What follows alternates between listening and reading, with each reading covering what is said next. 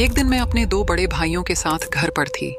मेरी मॉम काम पर थी और वह रात 8 बजे तक वापस नहीं आने वाली थी, इसलिए हम बस उनका इंतजार कर रहे थे। उस वक्त मैं केवल 7 साल की थी और मेरे भाई 13 और 14 साल के थे।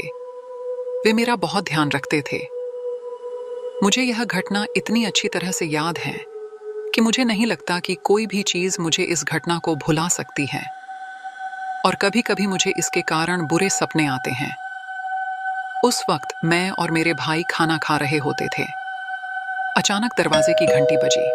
भूलना मत कि हमारे दादा दादी और मॉम ने हमसे कहा था कि जब तक वे हमें यह न बता दें कि कोई हमारे घर आ रहा है, तब तक दरवाजा मत खोलना।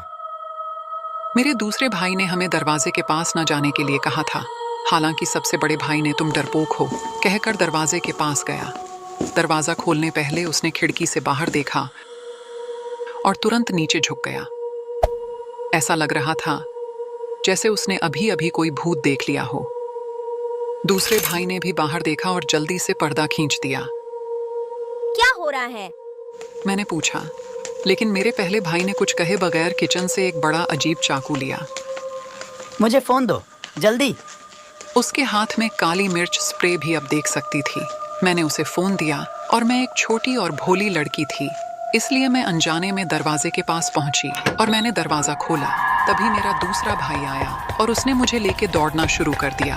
दौड़ते समय उसी वक्त मैंने देखा कि एक गोली ठीक मेरे छोटे से चेहरे के पास से निकल गई। सौभाग्य से वह मुझे नहीं लगी। हम तीनों बेडरूम की ओर भागे। उस पर 2 ताले थे और जैसे ही हमने दरवाजा बंद किया, उस सनकी ने दरवाजा पीटना शुरू कर दिया। मैं जोर जोर से रोने लगी और उसने मुझसे कहा, चिंता मत करो बच्चे, मैं उसे सुलाने में तुम्हारी मदद करना चाहता हूँ। मेरा भाई चिल्लाया, हमारे घर से बाहर निकल जाओ। फिर उसने मुझसे अपना फोन ले लिया और पुलिस को फोन कर दिया और हमारे एक पड़ोसी से भी कुछ मदद मिली। किस्मत अच्छी थी से पुलिस तुरंत आ गई और उन्होंने ठीक उसी जगह पर गिरफ्तार कर लिया। मेरी मॉम भी पुलिस का फोन आने के बाद घर वापस आ गई। उसने हमें बताया कि वह एक दाई को काम पर रखेगी। पता चला कि जो वह आदमी था वह एक गंभीर किडनैपर और हत्यारा था और उसने 10 से भी ज्यादा बच्चों की भी हत्या कर दी थी। आखिरकार उसे कई सालों के बाद मौत की सजा सुनाई गई। मैं अब 20 साल की हो गई हूँ और मैं अपनी मॉम और 2 भाइयों के साथ समाचार देख रही थी।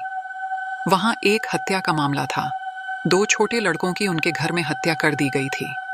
मुझे पता है कि यह मेरे मामले का वही अपराधी नहीं है, लेकिन यह जानकर मेरा दिल दुखता है कि उस तरह के लोग वास्तव में दुनिया में मौजूद हैं। मुझे आशा है कि वे ऐसा भयानक काम करना बंद कर देंगे।